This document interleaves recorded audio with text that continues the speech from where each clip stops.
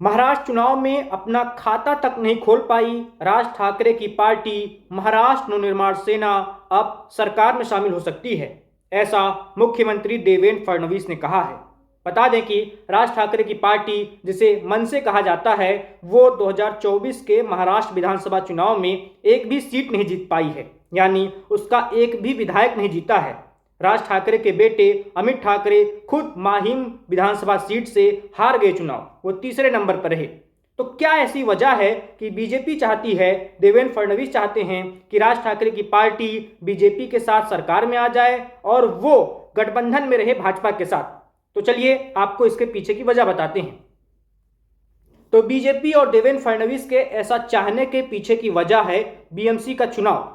आप सभी को पता है कि बृहन मुंबई म्युनिसिपल कॉरपोरेशन यानी बीएमसी का चुनाव जल्द ही होने वाला है।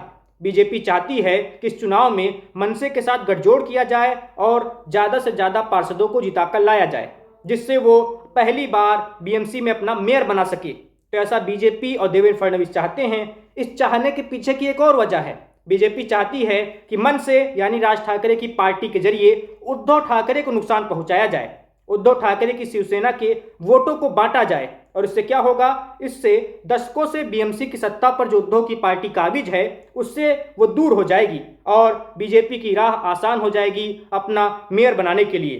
तो बीजेपी चाहती है कि भाई राज ठाकरे के जरिए उद्धव ठाकरे को नुकसान पहुंचाया जाए और उनकी पार्टी का जैसा हश्र विधानसभा चुनाव में हुआ है, ठीक वैसा ही बीएमसी चुनाव में भी किया जाए। तो अब देखना होगा कि क्या राज ठाकरे महाराष्ट्र की नई सरकार में शामिल होते हैं, क्या उनकी पार्टी शामिल होती है और क्या भविष्य में बीएमसी के चुनाव में बीजेपी और मनसे का कोई गठजोड़ देखने को मिलेगा या नहीं।